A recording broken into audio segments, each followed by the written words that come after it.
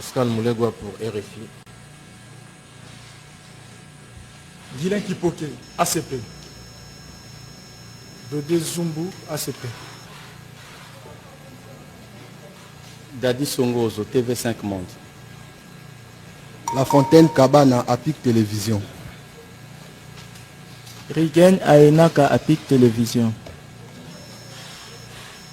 Mondoko Michael, RTVH. Pardon? Mondoko Michael, RTVH.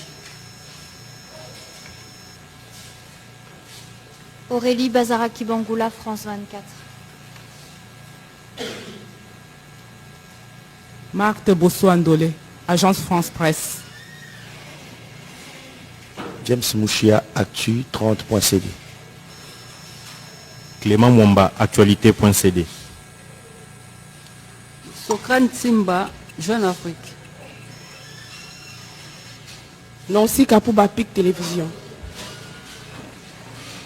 Viraki, c'est pour droit et finance.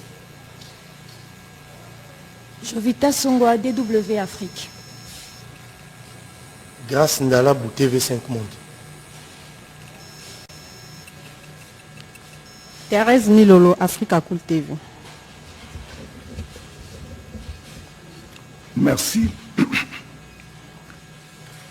Les partis civils, voulez-vous vous faire identifier?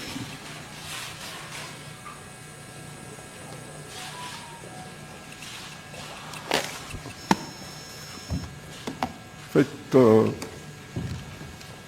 pouvez faire acter votre comparution. Monsieur le Premier Président, les partis civils et République démocratique du Congo, province du Nord Kivu, province de l'Ituri, sont représentés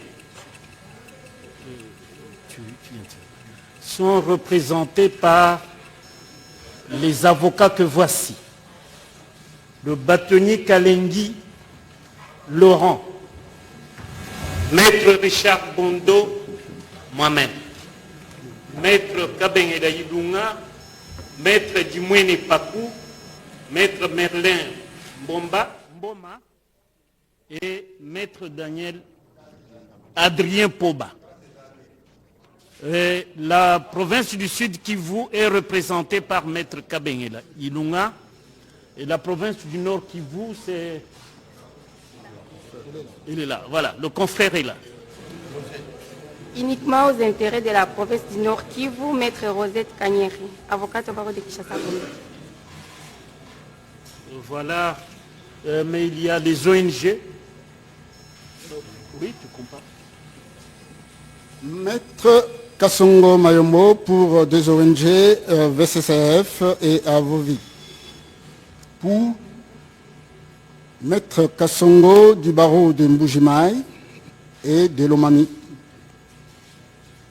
Vous représentez quel... Les ONG partie civile, c'est Avovig pour les veuves et orphelins et VCCF pour la défense des victimes des crimes internationaux, donc qui sont partie civile à ce procès. Donc vous représentez les victimes de l'ONG Défense des victimes de crimes sans frontières. Exact. Et l'ASBEL, Action d'accompagnement de veuves, orphelins, victimes de guerre. C'est ça? Tout à fait, Monsieur le Président. J'espère que vous êtes, je dirais, vous avez réglé les frais. Tout à fait. Le dossier est en ordre. Ça a été avec Madame la greffière, donc tout est en ordre. Ok, merci.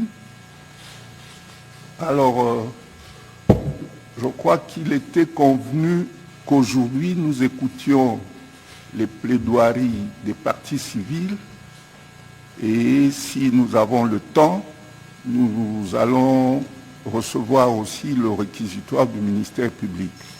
Alors, j'espère que vous vous êtes organisés pour que vous puissiez prendre à tour de rôle la parole.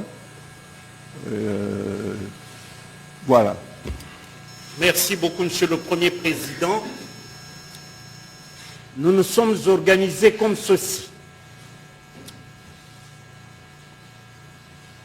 L'introduction, je la fais. Et elle consistera à exposer devant la haute cour les prolégomènes pour fixer les idées sur certaines notions. Et quand j'aurai fini cette partie, les prolégomènes,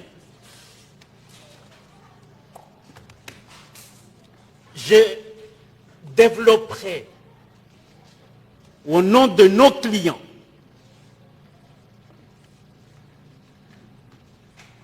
les infractions dites crimes contre la paix et contre la sécurité de l'humanité à charge du prévenu. Après mon intervention, Maître Kalengi viendra pour une brève intervention et Maître Kabengela poursuivra sur... Non, d'abord Maître Dimouéné reviendra sur l'identité du prévenu. Et après, Maître Kabengela enchaînera sur la qualification que j'appelle une qualification synchrone de ce qui a été retenu par le ministère public comme trahison, mais lui, il vous demandera pas la requalification, mais la qualification synchrone sur l'espionnage, parce que l'excellent confrère Maître Dimouéné vous démontrera que le prévenu est un étranger chez nous, de par son identité vraie. Et après, un complément sur la torture et le viol par Maître Merlin Boma et le bâtonnier Kalengi, ainsi que Adrien Poba. Je pense, Monsieur le Premier Président, c'est comme ça que nous nous sommes répartis les tâches. Et peut-être le confrère Rose viendra pour singulièrement la province du Nord Kivu, pour laquelle nous aussi nous intervenons. Voilà un peu. Bon, bien entendu, j'allais oublier le confrère Jackson Kassongo pour les ONG qui sont aussi partie civile à ce procès. Merci beaucoup, Maître. Alors, sans plus tarder, je vous accorde la parole. Okay. Monsieur le Premier Président, comme je vous l'avais dit,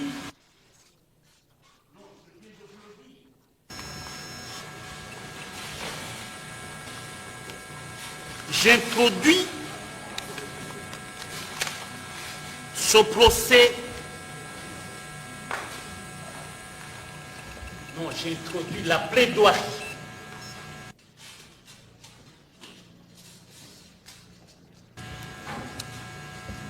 En citant Jean d'Ormesson, un académicien français, qui dans son livre « C'est une chose étrange que le monde » nous dit ou nous enseigne que l'histoire sert de béquille à la mémoire pour lui permettre d'aller et revenir. C'est ainsi que dans les prologomènes que j'expose devant vous,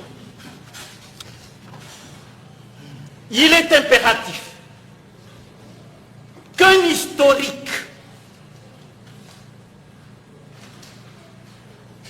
soit entendu sur la venue du prévenu en République démocratique du Congo. Le présent procès concerne Joseph Kabila Kabange, ancien président de la République, 18 ans à la tête de notre pays. Depuis 2001. Mais sa venue à la tête du pays a été inattendue par le peuple congolais car aucun texte ne le prédestinait à cette charge.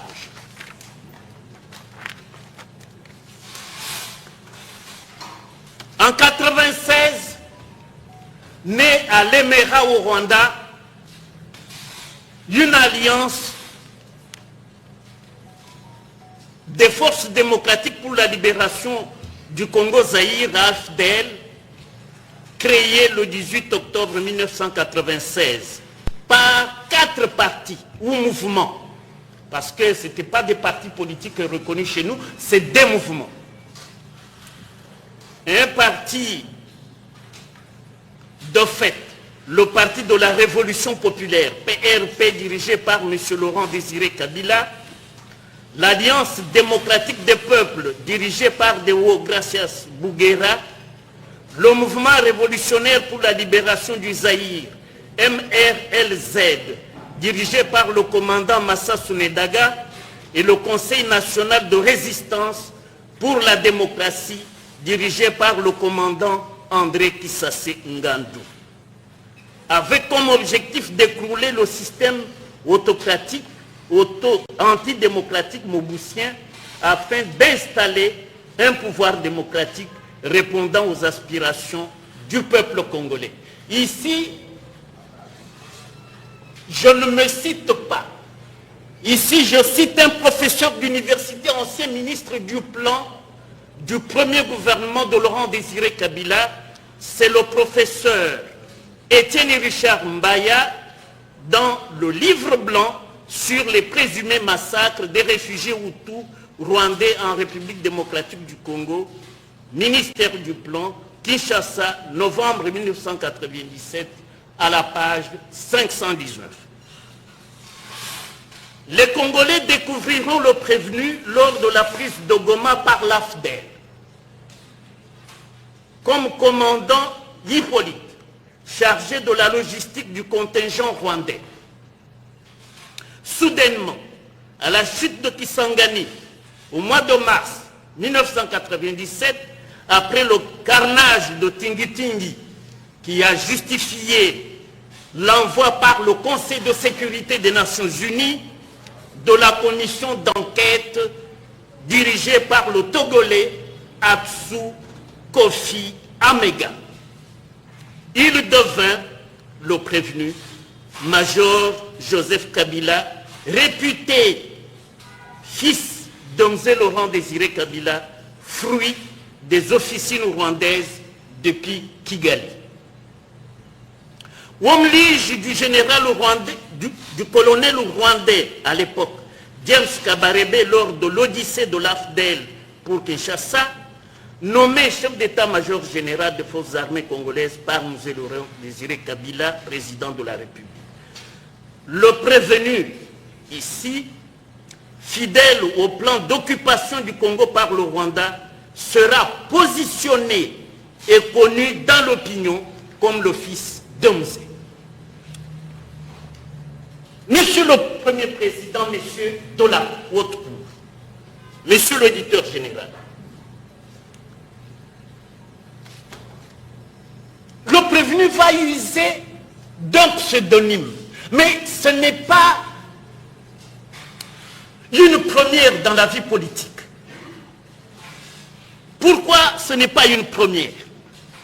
Parce que le pseudonyme est défini dans le Larousse, le petit Larousse, comme le nom qu'utilise une personne pour cacher le sien propre. Et le pseudonyme a une vertu, c'est qu'il ne crée pas deux sujets de droit Il crée seulement un seul sujet de droit parce que l'utilisateur du pseudonyme, c'est lui-même qui se reconnaît quelque part, issu de telle famille, né à telle date, ressortissant de tel pays, tel village. Mais il ne veut pas que le public sache qu'il s'appelle B, qu'il s'appelle X. Lui préfère le pseudonyme. Et comme je disais que ce n'était pas une première, vous avez connu Yasser Arafat. Yasser Arafat, le Palestinien, leader, un grand leader, il est né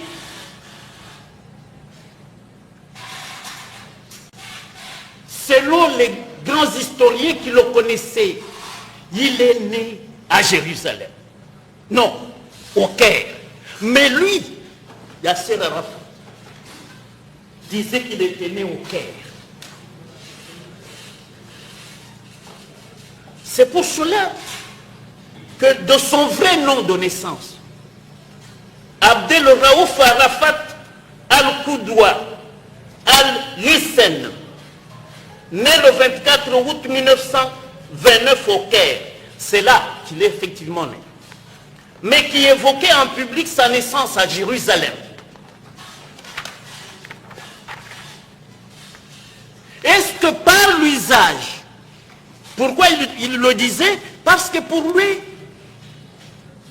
dans la clandestinité, il avait un nom de code. Le nom de code Abou Ammar. Pour se hisser en leader prophétique des Palestiniens en empruntant son nom au compagnon du prophète Mohammed, Ammar ibn Yassir. C'est pour cela que nous disons que se connaissant rwandais, et ça sera démontré par Maître Dimoué et Maître Kabengela, mais pour se faire congolais, on a créé même sa mère ici. Et c'est comme ça que nous l'avons connu comme fils de Mosée. Mais c'est lui que vous jugez. Parce qu'il a aimé ce pseudonyme. Et quand même, Yasser Arafat meurt, il est enterré, pas comme Mohamed, tout le nom de sa naissance là, très long, mais il est enterré comme Yasser Arafat, son pseudonyme, qui n'est pas son vrai nom de naissance. La même chose, quand vous jugez cet homme, le prévenu, vous jugez le vrai Hippolyte Kanambe, mais par son pseudonyme, qui n'est pas alias Joseph Kabila. Là, c'est déformer les choses. Non, vous utiliserez le nom que lui a utilisé pour nous cacher le vrai nom de Hippolyte Kanambe. Donc, vous jugez Joseph Kabila par son pseudonyme là, de Joseph Kabila, c'est lui le prévenu qui, quand bien même il est, non, il serait Kanambe, mais il a caché le Kanambe pour aimer le pseudonyme et le présenter devant le public tant international que congolais. Maintenant,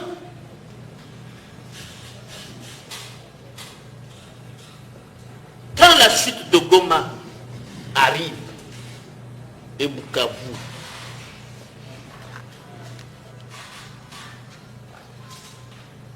lui appuie le M23 en disant que leur combat était légitime, les aspirations légitimes du peuple congolais étaient incarnées par le mouvement insurrectionnel AFC M23 RDF.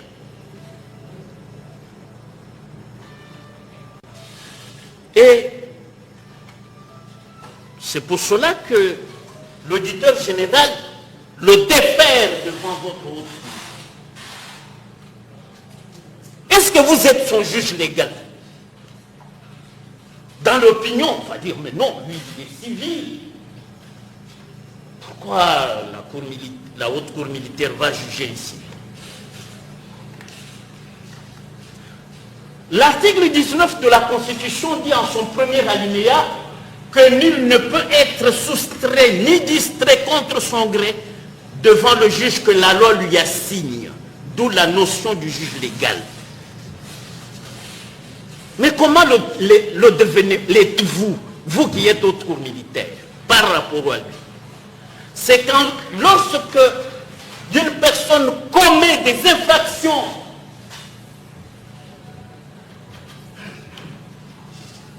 dont le juge est une juridiction militaire, car de la participation à un mouvement insurrectionnel prévu par le Code pénal militaire aux articles 136 et 139. Donc, c'est une infraction qui relève de la compétence des juridictions militaires, et l'article 120B, je vous entends lecture, Monsieur le Premier Président.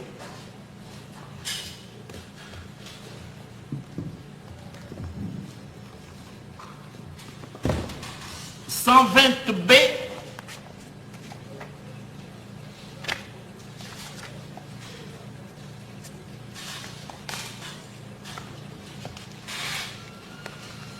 sur la loi concernant les juridictions d'ordre militaire.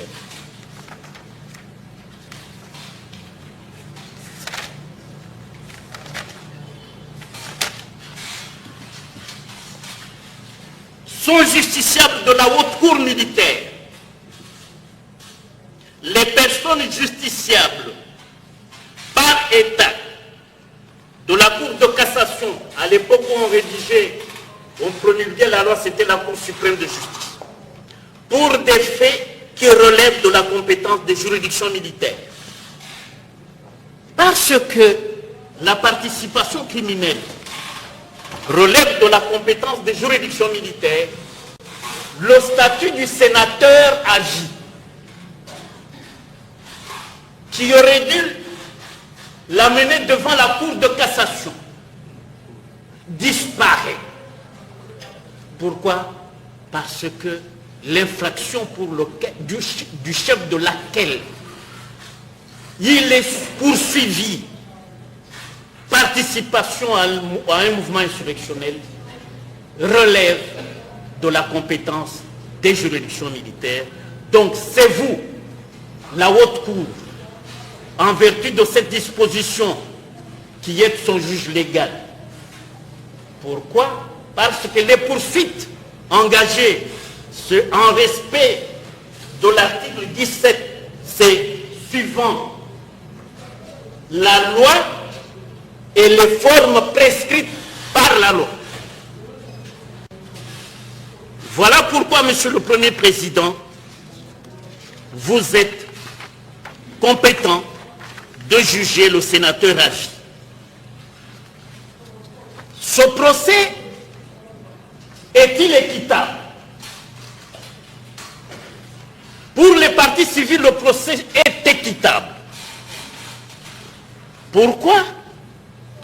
Parce que, en l'espèce, le prévenu étant sénateur agi, donc parlementaire, le ministère public s'est conformé au prescrit de l'article 73 du Code de procédure devant la Cour de cassation en requérant l'autorisation du Sénat en vue des poursuites à charge du prévenu sénateur à vie. Motif pris de sa participation au mouvement insurrectionnel, le ministère public, fort de l'autorisation des poursuites obtenues du Sénat, l'a déféré devant la haute cour. Et la lecture de l'article 120B, je venais de vous la donner. La participation à un mouvement insurrectionnel prévu et puni par les articles 136 et 139 du Code pénal militaire relève donc de la compétence de la Haute Cour militaire qui examine son dossier. Ici, Monsieur le Premier Président, Monsieur Dola, les partis civils vous affirment qu'il s'agit d'un procès équitable parce que des grands publicistes connus de notoriété internationale, je cite ici Robert Badinter. Robert Badinter n'est pas n'importe qui, ce fut un des ténors des barreaux français. Et sous François Mitterrand, c'était lui le premier ministre de François Mitterrand chargé de la justice.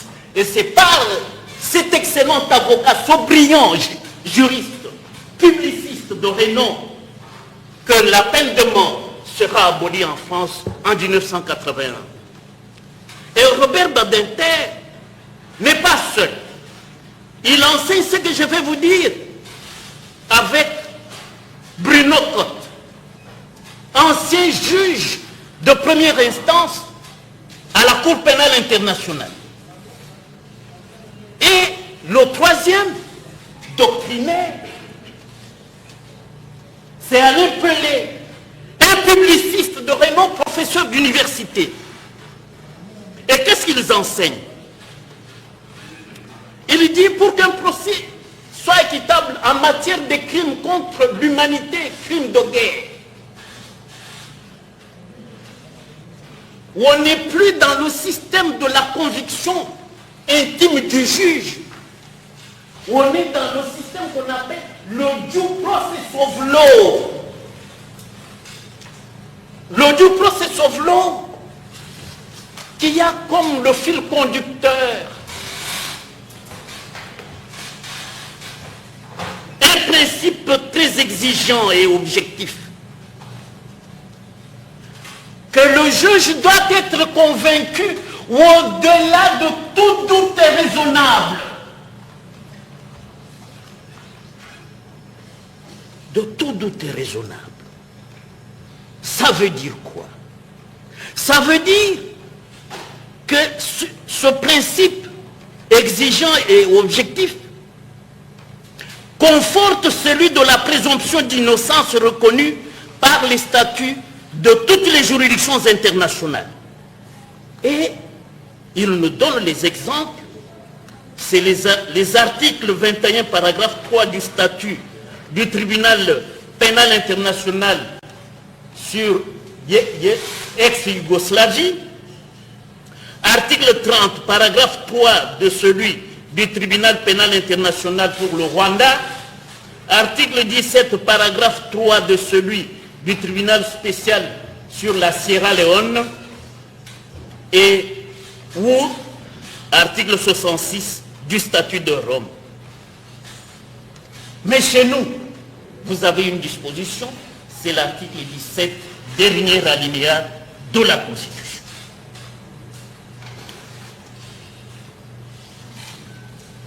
Devant rassurer tout le monde que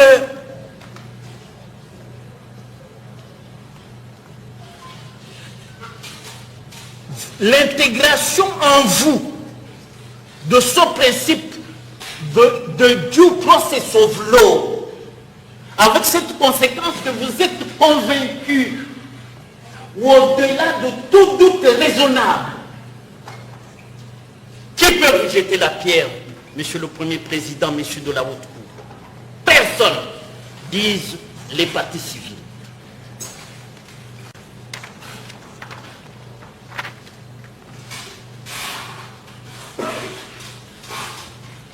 Mais ici, qu'est-ce que vous jugez? Vous jugez des crimes graves qui ont choqué les consciences de l'humanité. Parce que ce sont ces crimes que vous jugez. Ces crimes, les auteurs, c'est des gens qui se complaisent dans la banalisation du mal. C'est ainsi que, encore un publiciste de renom, Victor Thorne, je vais vous donner les références de son ouvrage, il nous fait un aphorisme étincelant qu'il emprunte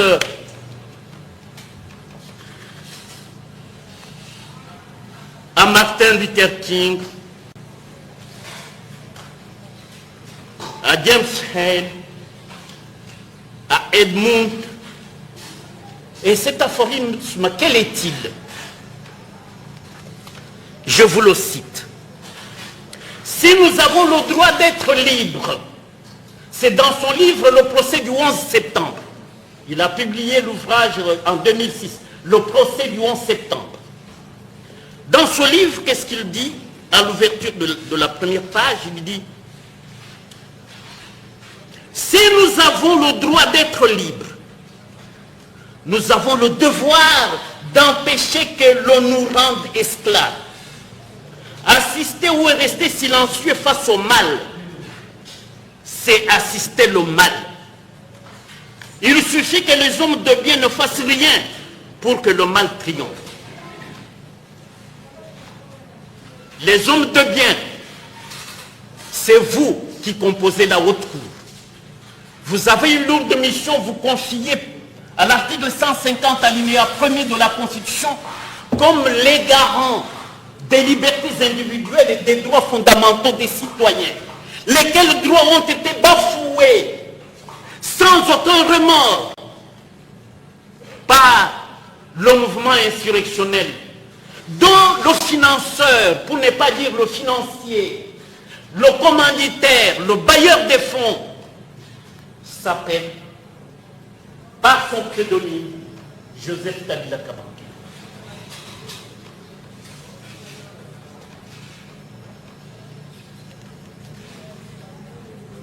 Monsieur le Président, lorsque vous m'aviez passé la parole, j'ai commencé cet état par le simple mot merci. Est-ce que je puis m'arrêter par ce simple mot merci à ce stade? Je dis non. Parce qu'en tant que coordonnateur du collectif, il faudrait que j'annonce les couleurs. Pour les annoncer, je voudrais examiner les crimes contre l'humanité.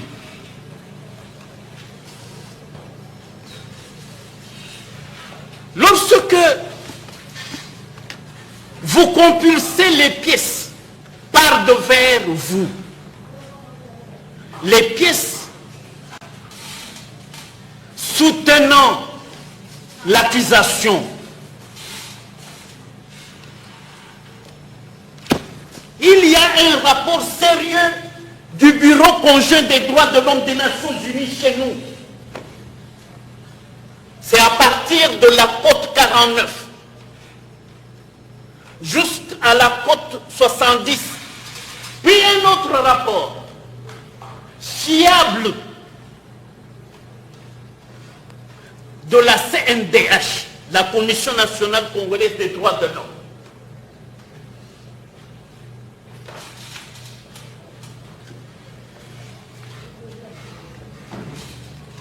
Dans ces pièces,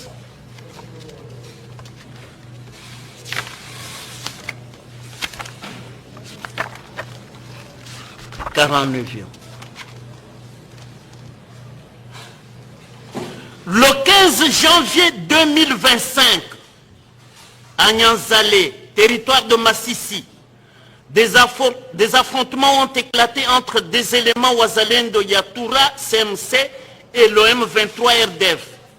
Au cours de ces combats, une femme a été tuée par les éclats d'une bombe lancée par l'OM23 RDF alors qu'elle se cachait dans la brousse.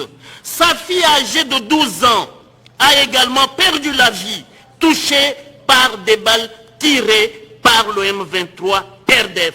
C'est le rapport du Bureau conjoint des Nations Unies, droits de l'homme en RDC. Et que dit la définition de crime contre l'humanité?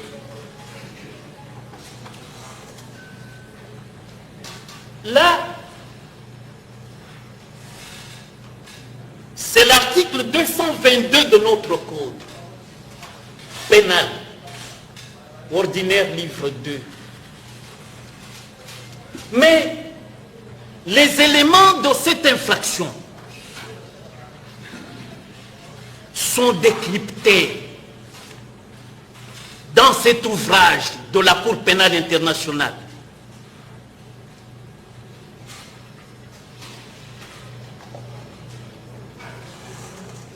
Je suis membre de cette Cour comme avocat, conseil, ayant presté, pas avocat inscrit tout court.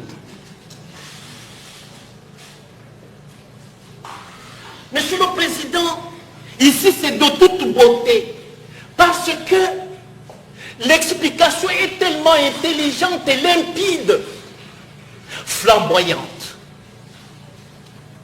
Les éléments constitutifs de l'infraction des crimes de guerre.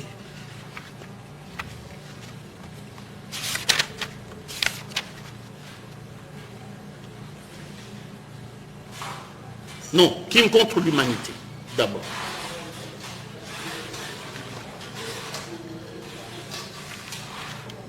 C'est là que je suis. Je prends d'abord le viol. Je sais que Maître Merlin y reviendra, mais parce que j'ai dit, je dois quand même présenter le décor. J'épingle ce qu'il faut épingler. Je laisserai la majeure partie à Maître Merlin. Je prends d'abord le viol. Dans ces éléments constitutifs, on dit l'auteur a pris possession du corps d'une personne de telle manière que les souffrances qu'elle ressent lui donne à lui satisfaction, dont il a connaissance que ce que je vais faire dans cet homme, dans cette femme ou sur cette femme.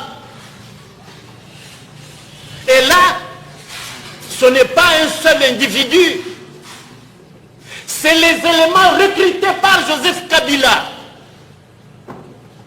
qui font des pénétrations, même superficielles, d'une partie du corps de la victime ou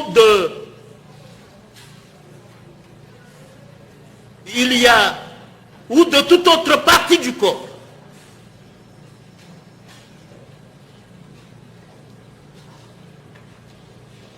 Ça, c'est le viol retenu par le ministère public à charge de M. Kabila.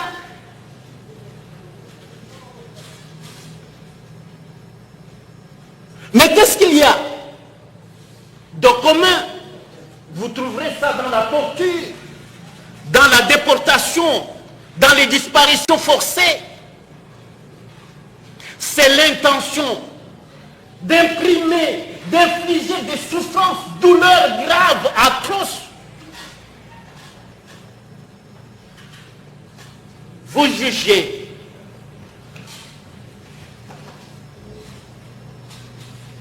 ces crimes qui énervent la conscience de toute l'humanité. Et c'est pour cela que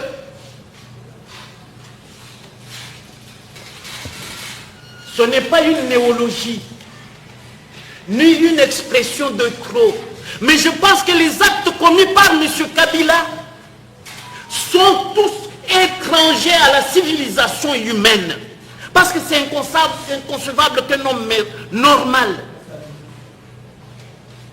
puisse poser pareil acte. Vous trouverez dans son rapport 21 personnes dont la tête est broyée avec des marteaux. Et là, les personnes qui les tuaient, c'est les éléments recrutés par Joseph Kabila. Je vous indique où ils les recrutent et où ils s'entraînent.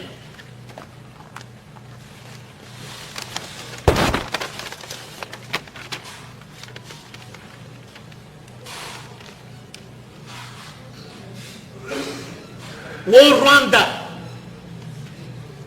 les centres de formation financés par Joseph Kabila avec notre argent, parce qu'il est venu ici pratiquement en botte de jardinier. Et puis, un bon matin, il est multimilliardaire.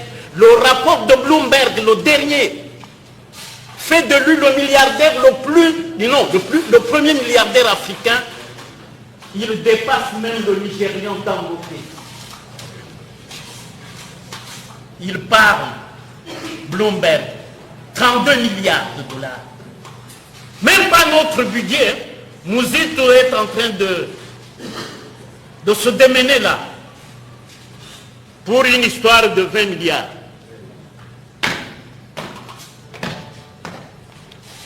Mais au Rwanda, je vous donne les sites.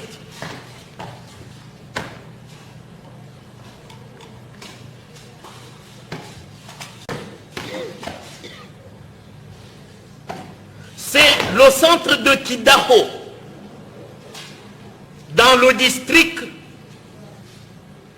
Musanze, précisément à Kidaho. C'est ça le centre d'entraînement.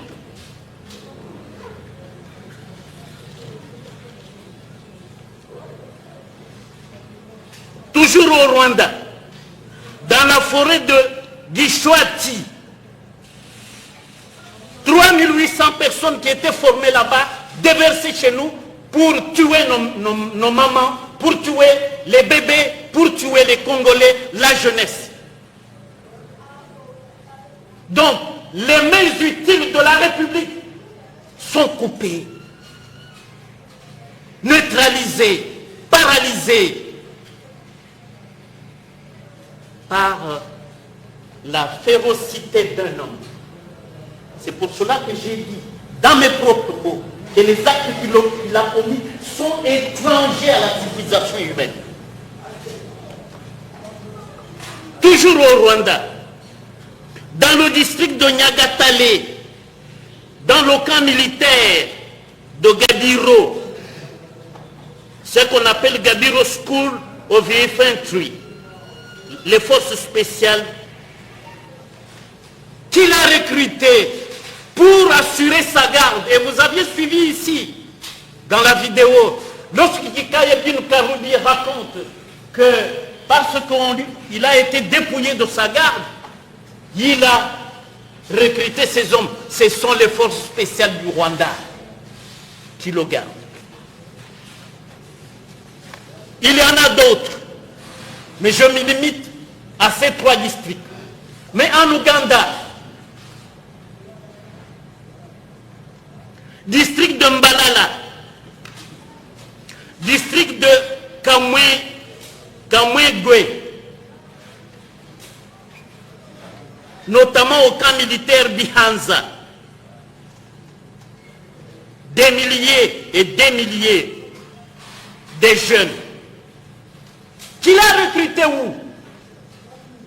Dans les camps des réfugiés des Congolais, au Burundi, en Tanzanie, au Rwanda même, et en Ouganda, et ainsi qu'au Kenya. Mais de Kenya, il a recruté tous les Somaliens, les Shebab, qu'on appelle les ADF Nalula. C'est lui avec Kagame et James Kabarebe. Comprenez à quel type d'homme. Non. Voilà le profil du prévenu que vous avez à juger la haute cour. Il ne s'arrête pas à ces 2 districts.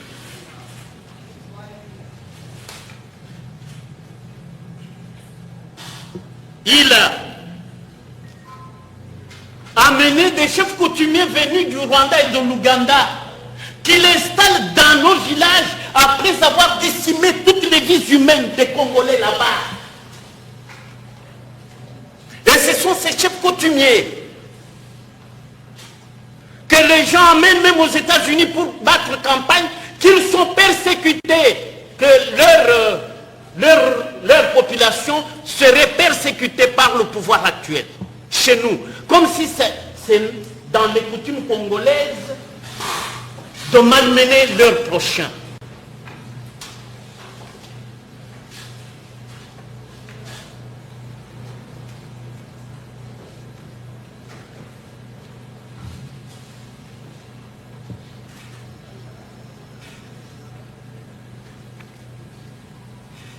Monsieur le Premier Président,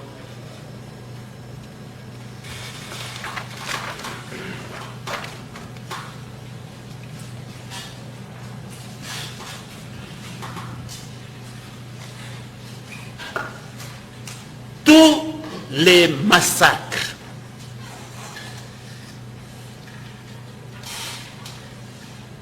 Kabila au courant, parce que dans sa connaissance, il sait qu'ici on va décimer des villages. Les bombes dans les camps des déplacés, dans les villages, les agriculteurs tués,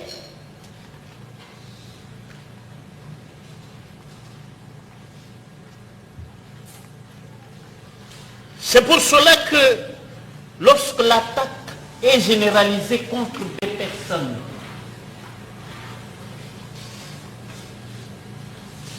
il a été jugé.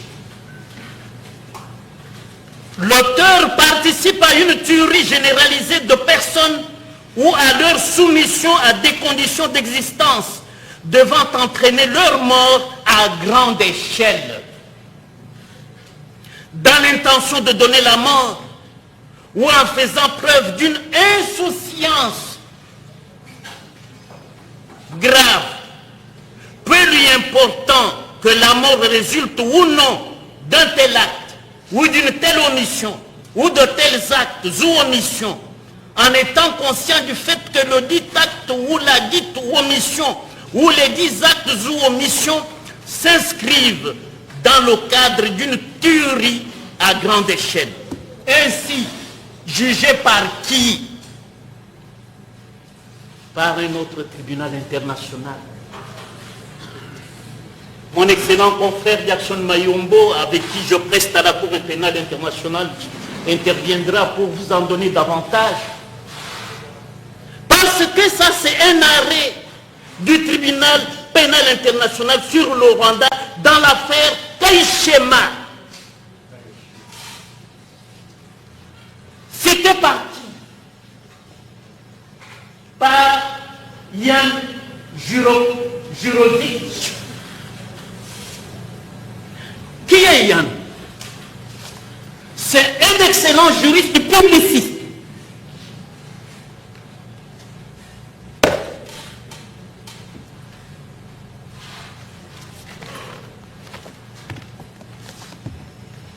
Qui a écrit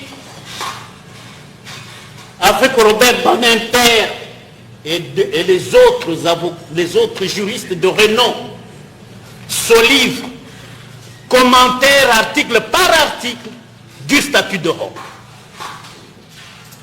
Ce brillant juriste. Monsieur le Premier Président, notez que moi je ne fais pas dans la dentelle. C'est que il vous démontre comment un être humain peut s'exprimer avec une férocité telle que si vous les juges, vous n'y prenez garde. Sa férocité dévasterait des pans entiers de notre société.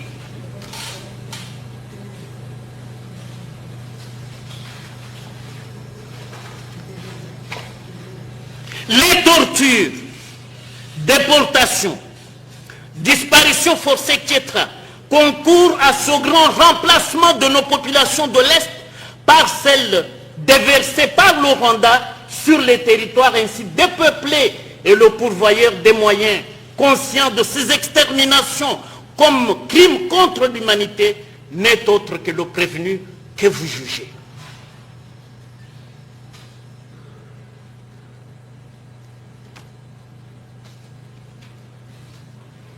Parce que je ne suis pas seul, je serai relayé par mes excellents confrères. J'aborde l'examen des crimes de guerre. Crimes de guerre,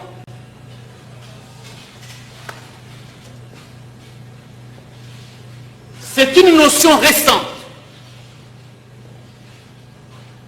Parce que la formule légendaire, c'était des infractions graves. C'est ça la formule utilisée dans les 3 conventions de Genève avec leur acte additionnel.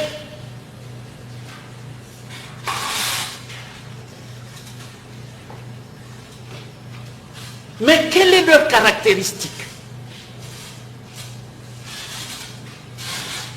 C'est de s'attaquer aux personnes et aux biens protégés par le statut international, notamment le camp des réfugiés, le camp des déplacés, les hôpitaux,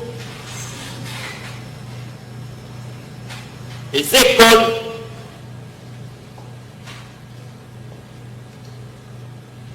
or, la dépossession, l'extorsion des biens, la dépossession du peuple congolais. C'est-à-dire, on arrive chez vous, on vous fusille toute la famille et on s'installe dans votre maison. Maison que vous occupez de par vos fonctions. Alors que vous n'êtes pas une force ennemie. Vous êtes des organismes humanitaires.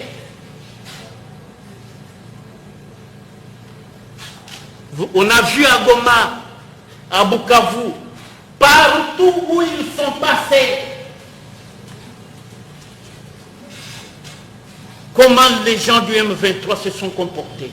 Les hommes de Kabila, comment se sont-ils comportés avec sa bénédiction? Bénédiction grâce à quoi? À notre argent, mon impôt à moi là. Alors que lui n'a jamais payé un seul impôt chez nous. Privilégié qu'il était. Parce que pourquoi nous, qui n'avons jamais été si privilégiés, nous ne pensons pas à tourner les armes contre notre pays. Mais il y a un homme, pas même congolais,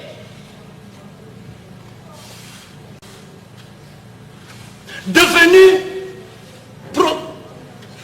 milliardaire, 32 milliards, plus que le budget de la République. Il nous fait ça.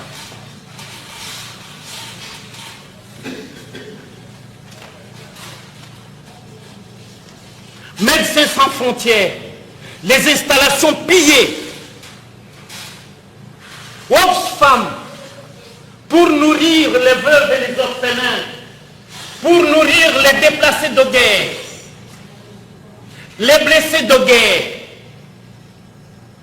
nos militaires, à peu près 500, qui ont fui sur le lac, à la piste de Goma, par le M23, ont été recueillis comme des insectes ou des abeilles amenés au Rwanda. Jusqu'à ce jour, on n'a pas d'informations. C'est ça les disparitions forcées.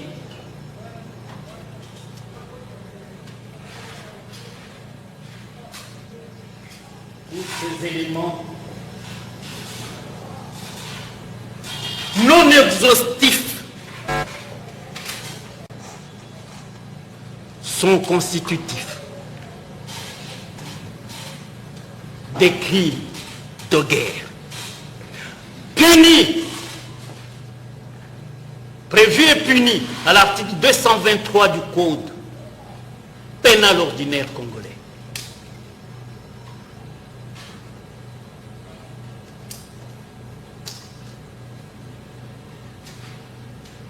Monsieur le Premier Président,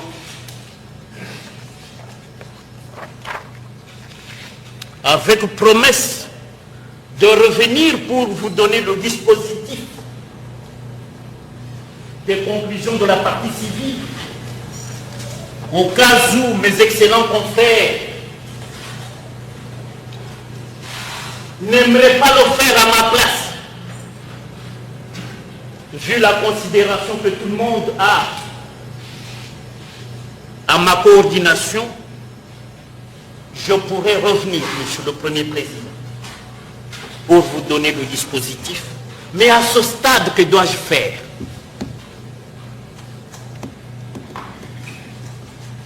À ce stade, je me fais relayer par les confrères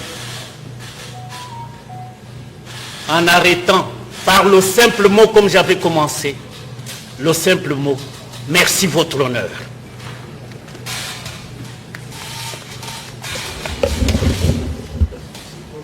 Le suivant peut prendre la parole.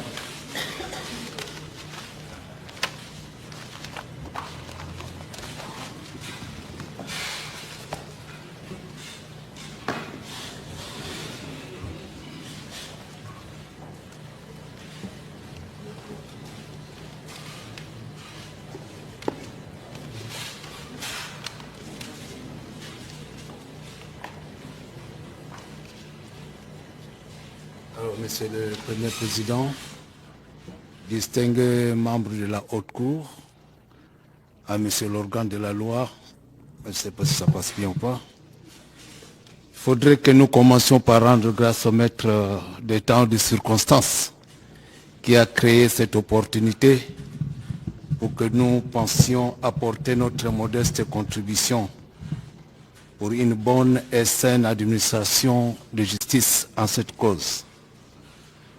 L'organisation interne du collectif m'a chargé de revenir sur l'identification du prévenu et sur les crimes de guerre dans son volet d'homicide intentionnel.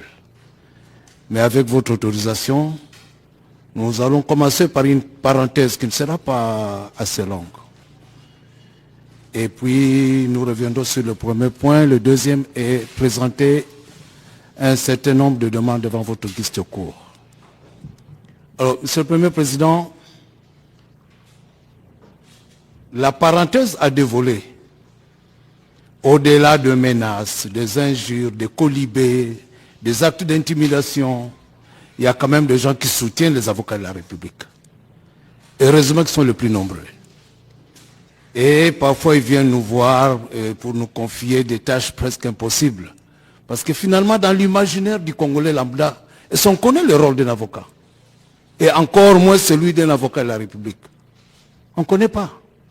Alors, à la dernière audience, on voit un monsieur venir avec une phare. Il dit que moi, je suis le parent de Feu Katumba Mwanki, qui a été assassiné à Kigali à cause de ses propensions de devenir président de la République. Maître, qu'est-ce que vous pouvez faire pour qu'on intervienne dans ce procès? Il est parfois difficile d'expliquer la notion du contrat judiciaire. Et même celle de la compétence d'une juridiction qui est prévue par la loi. Finalement, un autre me dit, moi je suis le beau-frère du gouverneur Mbadou qui a été assassiné à Kingakati. Maître, aidez-nous à intervenir dans ce procès. Non, c'est pas comme ça fonctionne. Même si le premier, vous savez, parfois on dit, écoutez, les infractions imputées aux membres du Sénat ne relèvent pas de la compétence de la haute cour militaire. Il faut plutôt aller au parquet général près de la cour de cassation et vous serez bien servi. Vous serez accueilli par un très bon magistrat qui s'appelle Firmin Vondé. Compétent, disciplinaire, sérieux, il va vous orienter. Sinon, à la limite, faites-vous assister par des ONG. Il y a des ONG à grande réputation dans notre pays, notamment la zone de Guillaume Guelfa, qui est actuellement dirigée par Jean-Claude Katende. Donc, bref, voilà un peu le genre de demande que nous recevons en marge de ce procès. Alors, le second volet de la parenthèse, si je peux m'exprimer ici, je voulais prendre une métaphore. À supposer que cette salle d'audience soit formée en église. Appelons-le église kibanguiste. Appelons-le église ACK. Et puis nous délocalisons l'église de Kinshasa à Makobola. Nous sommes dans le sud Kivu.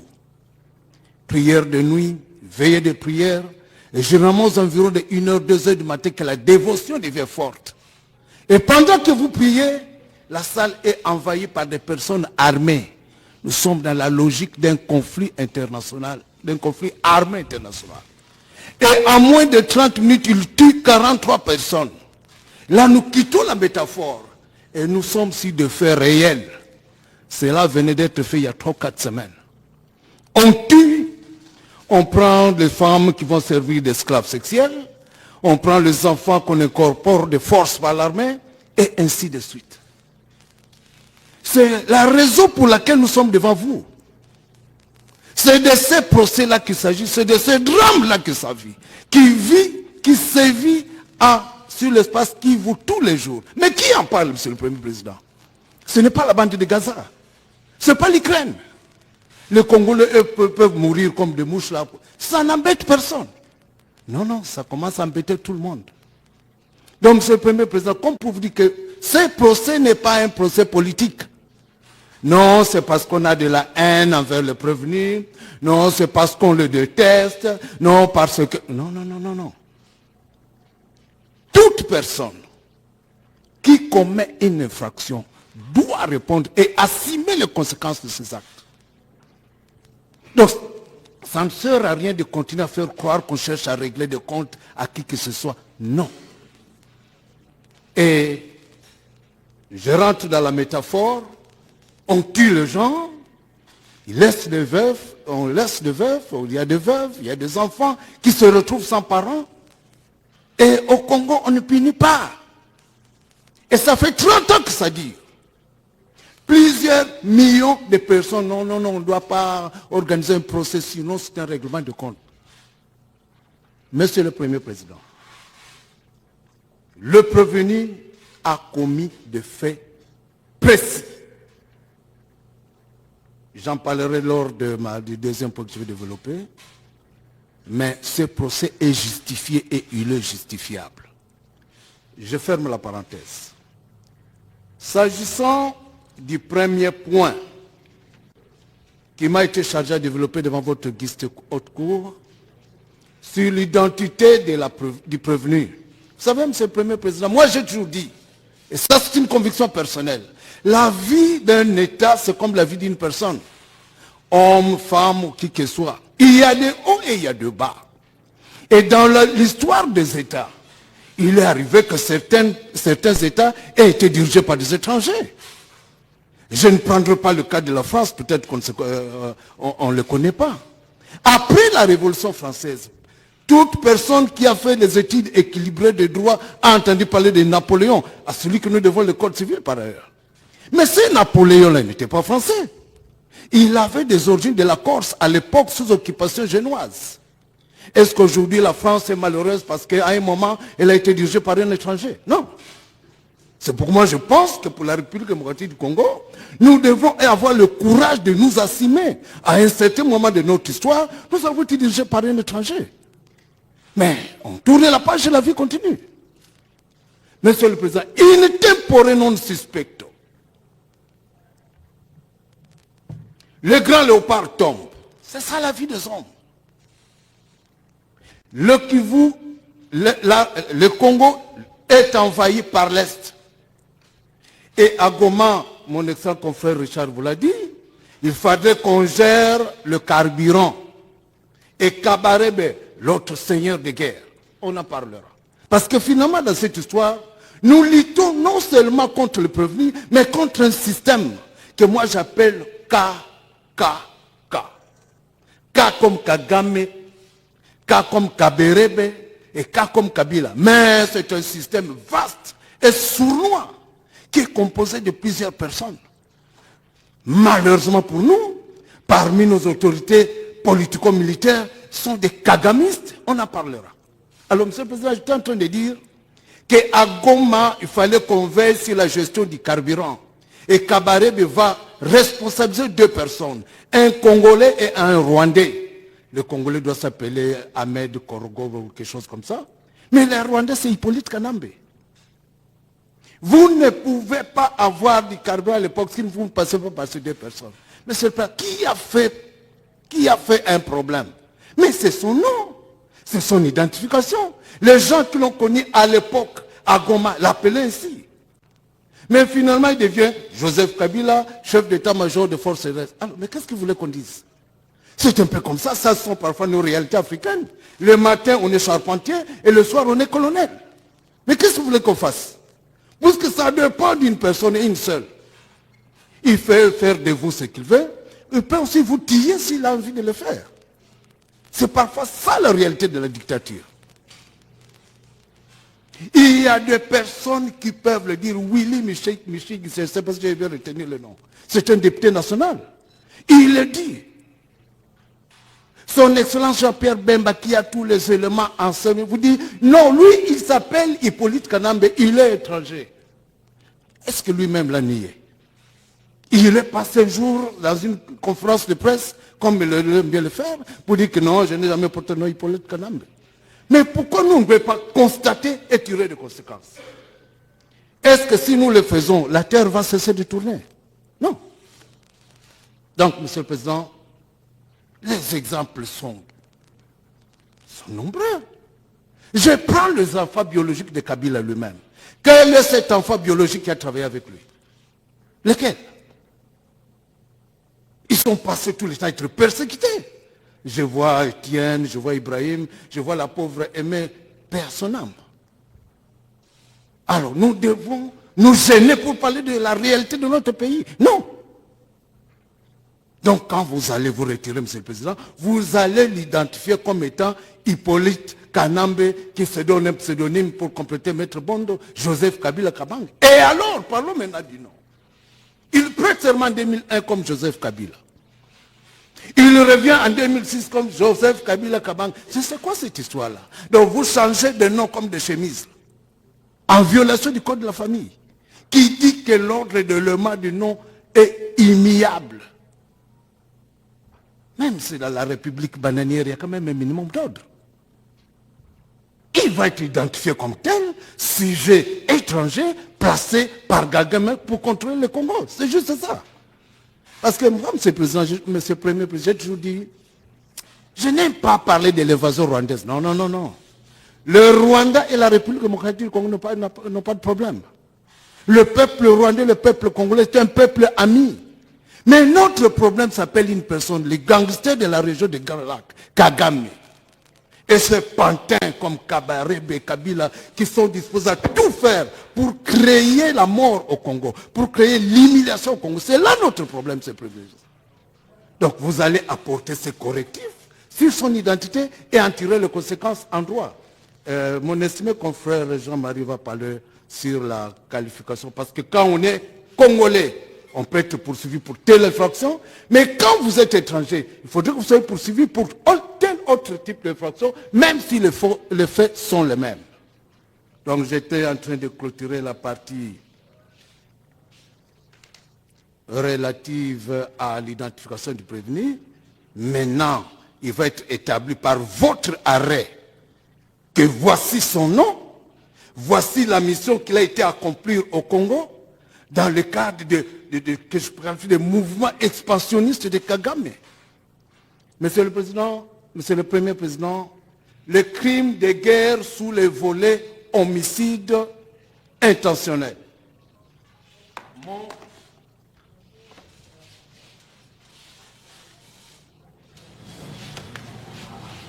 J'étais en train de dire que je réfléchis sur les crimes intentionnels et sur base des éléments du dossier. Je dois dire merci à mon général qui nous présente un dossier bien étoffé.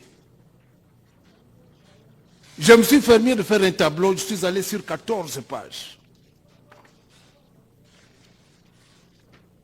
Pour souligner les différents actes d'homicide intentionnel perpétrés par le prévenu. Évidemment par personne interposée. Je suis arrivé à 729 homicides intentionnels. Pour la courte période de janvier 2025 à début mars 2025. 729 vies fauchées. On n'a pas tenu compte du compte macabre de la prise de ville de Goma. Catastrophe humanitaire. Ils tuent comme ils respirent. Et qu'est-ce que nous devons faire, Monsieur le Président? Monsieur le Premier Président. Les actes matériels sont étayés, sont prouvés au dossier. Il y a le rapport des ONG. Il y a des aveux de personnes qui ont opéré aux homicides au nom et pour le compte du prévenu. Qu'est-ce qu'on peut encore prouver d'autre? Le problème, c'est quoi?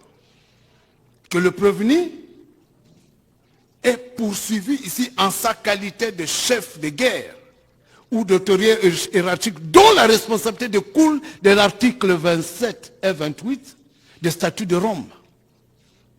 Je commencerai par l'article 28 et je reviendrai sur l'article 27 un peu plus tard. Il avait le pouvoir de stopper les massacres par le canal de son travailleur, Corneille Nangaa. Il en avait le pouvoir. Mais qu'est-ce qu'il a fait pour éviter qu'il y ait des décès en cascade au Congo? Non, monsieur le Premier président, il ne pouvait pas le faire. Parce que pour lui, c'est un plaisir. Plus il y a de morts, plus le pays est désorganisé, plus lui va revenir au pouvoir. C'est le pouvoir ou rien. Les gens peuvent mourir. Mais on s'en fout. L'essentiel qu'on ait du coltan. L'essentiel qu'on ait du diamant. L'essentiel qu'on ait de l'or. Et puis on va rendre compte au maître qui a fait du Rwanda grand exportateur des matières qu'ils n'ont pas. Allez-y comprendre quelque chose. Donc l'animus nocandi, l'intention méchante, l'intention de détruire tout un peuple, se retrouve réunie dans le chef du prévenu. Et quand vous allez vous retirer, monsieur le Premier Président, je connais votre rigueur, celle de la haute cour. Soyez indépendants, au-delà des pressions. Non, vous allez dire le droit de manière convenable. Vous allez constater que les éléments constitutifs des homicides intentionnels, la ligne de rubrique des crimes de guerre, sont établis dans le chef du prévenu. Et vous allez les condamner avec exécution immédiatement. Malheureusement, ça ne dépend pas de moi. C'est l'organe de la loi qui va vous le dire. Et c'est par là où je chute. Votre mission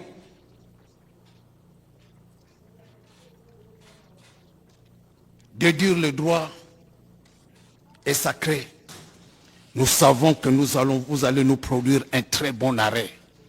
Mais je voudrais que cette arrêt serve de message à tous les seigneurs de guerre. Monsieur le Premier Président, j'ai été effrayé. Côte 10 et 17 disent que les autorités politico-militaires de l'espace Kivu ont un salaire qui provient du Rwanda. Mais c'est grave ça. Donc, non seulement ils ont un salaire, ils ont tous les avantages liés à leur qualité, mais ils attendent de l'argent du Rwanda. Et ils prennent. Mais quand je lis le dossier, quand je fouille ce que j'appelle les entrelignes, il est révélé qu'ils ne sont pas tellement sur l'espace Kivu, mais aussi au Parlement. Mais c'est quel pays ça? Qui n'est dirigé que par des traîtres? Je n'ai pas de directives à donner, à M. l'auditeur général. Mon général me respecte. Mais moi, j'ai toujours pensé, maintenant je viens à l'article 27. Avec votre autorisation, je vais le lire.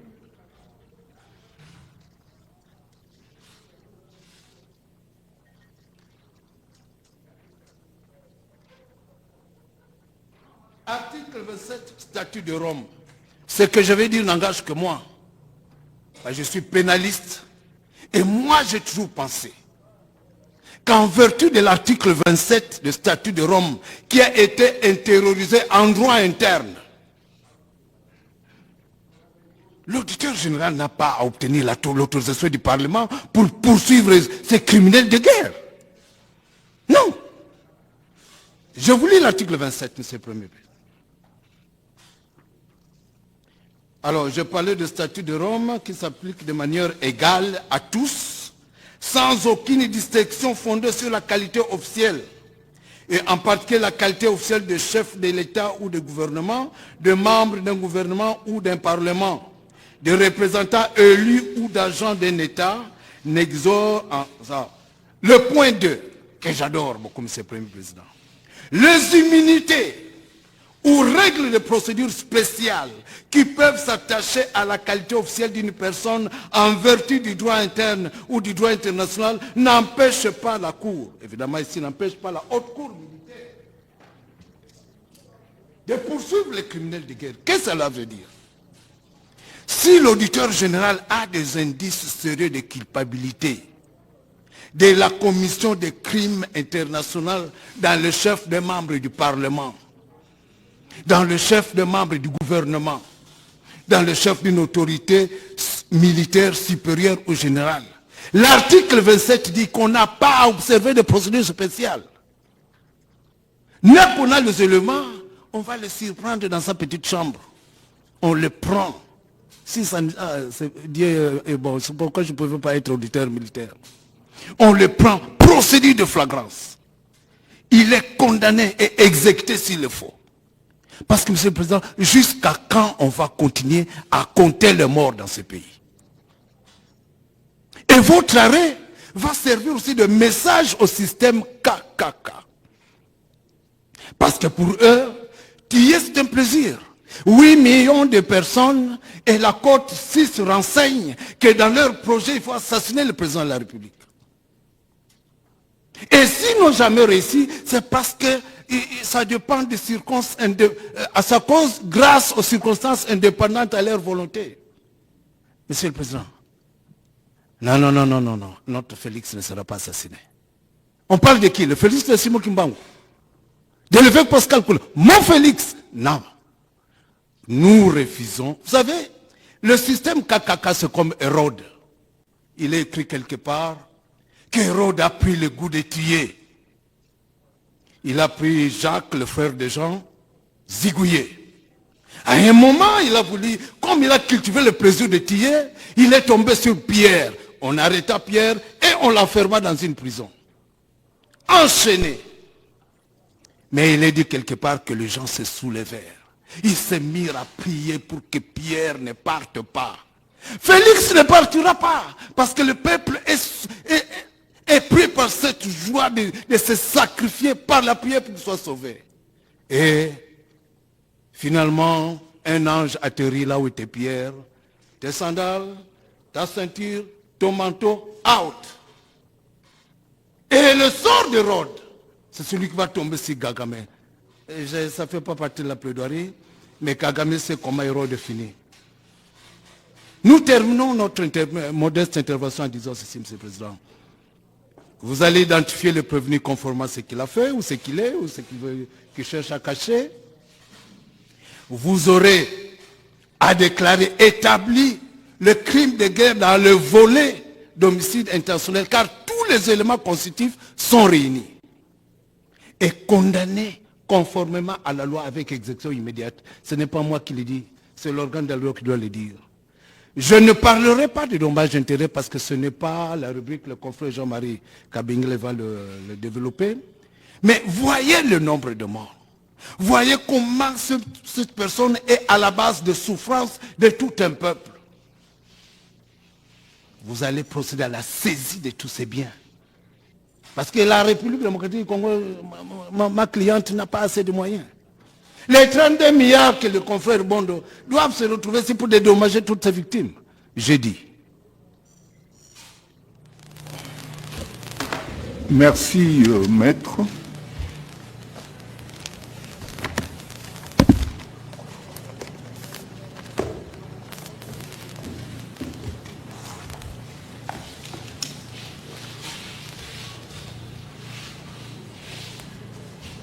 Monsieur le Premier Président, Monsieur le membre de la Haute Cour militaire, Monsieur l'auditeur général des Forces armées de la République démocratique du Congo, le collectif de la défense de la République démocratique du Congo, province du Nord Kivu, Ituri, et particulièrement pour la province du Sud Kivu, je vais plaider cette cause sur 3 volets. Le premier volet va consister à proposer une autre qualification en lieu et place des faits que l'organe de la loi a qualifiés de trahison. En deuxième lieu, je vais, au nom de notre collectif, apporter notre contribution scientifique et professionnelle sur les raisons juridiques de la confiscation spéciale que nous attendons de votre haute cour militaire. Et enfin, je veux m'employer à découvrir, sinon démontrer, les préjudices que le prévenu, avec ses complices et co-auteurs, ont causé aux victimes, au nombre desquelles celles que nous représentons aujourd'hui. Nous allons, après les avoir indiqués, évaluer les préjudices et les quantifier pour proposer à votre haute cour militaire le chiffre de ce que la République démocratique du Congo est en droit d'attendre en termes de dommages et intérêts auxquels le prévenu sera condamné. Mais avant de poursuivre, permettez-moi de m'incliner devant la mémoire de nos compatriotes lâchement arrachés à notre affection. Nos compatriotes, nos mamans, nos sœurs, nos enfants dans les provinces occupées par les rebelles au soutien financier du prévenu actuellement en jugement. Que ces compatriotes, pour les survivants, le veuf, les orphelins et ceux qui ont eu des traumatismes physiques, croient à la solidarité nationale qui anime tout le peuple congolais, les institutions congolaises ainsi que les animateurs des institutions. N'eût été cette implication-là, l'auditeur général n'aurait pas mené des investigations. Cette audience ne se serait pas tenue. Le collectif des avocats qui comparaissent actuellement ne serait pas devant vous. Les confrères qui sont éparpillés, avec lesquels nous collaborons, que ce soit sur place en Ituri, au Sud Kivu, au Nord Kivu et même au Rwanda. Nous n'avons pas voulu exposer leurs noms dans le collectif pour leur éviter le représailles. Monsieur le Premier Président, Maître Bondoma introduit. Il a été suivi par Maître Dimouéné. J'ai avec moi la citation à comparaître. où il est présenté M. Joseph Kabila, et à l'annonce, à la lecture par Madame le greffier à la première audience, nous avons entendu et suivi à travers les réseaux sociaux comme quoi on a toujours contesté à Joseph Kabila la nationalité congolaise et comment on peut maintenant lui accorder ça lors du procès pénal. Lorsque la citation dit qu'il serait originaire d'eux. C'est cette joie qui n'aurait pas dû l'être, qui nous a poussé à mener des investigations pour répondre à la question suivante. Est-ce par voie de décision de renvoi? Est-ce par voie de citation à comparaître que l'on peut prouver la nationalité congolaise?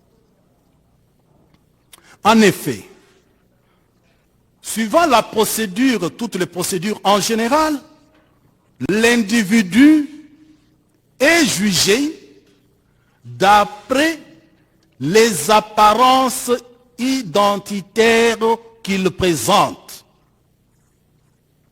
Raison pour laquelle, si le prévenu avait comparu, le premier devoir de tout juge, c'est d'identifier la personne poursuivie.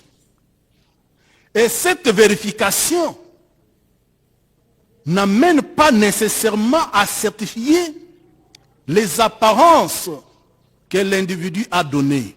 Il vous arrive, comme juge de carrière, de rectifier les données identitaires d'un prévenu. Alors, nous pensons, vous proposez une autre démarche par rapport au fait que le ministère public a qualifié de trahison. En effet, la trahison, dit le code pénal ordinaire, code pénal militaire, est l'œuvre, doit être l'œuvre d'un Congolais.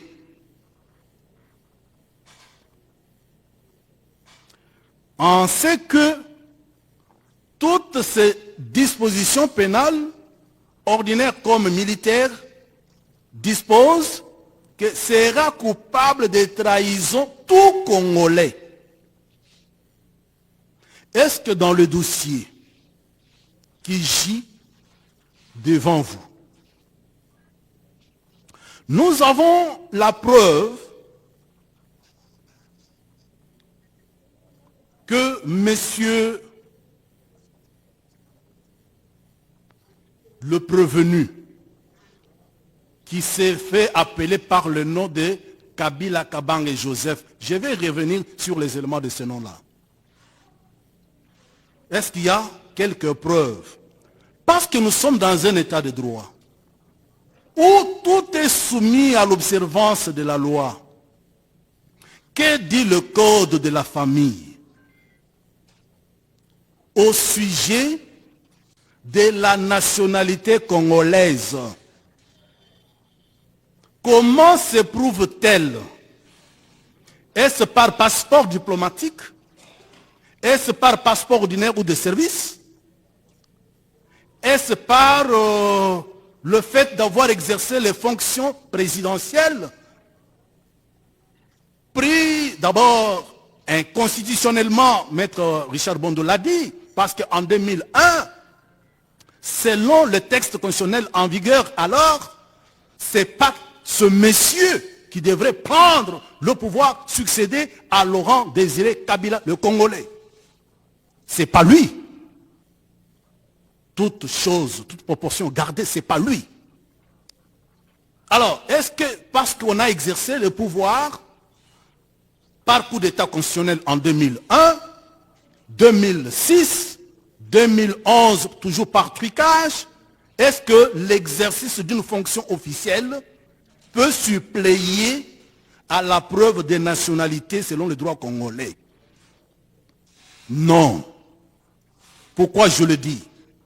C'est parce que l'article 42 du Code de la famille dit que la nationalité congolaise s'éprouve par la production du certificat des nationalités. Vous serez d'accord avec moi que si l'état de marié selon le code de la famille peut être prouvé par l'acte de mariage avec comme suppléance la possession d'état d'époux, pour ce qui est de la nationalité congolaise, il n'y a pas d'acte pouvant suppléer à la preuve si l'on ne produit pas le certificat de nationalité.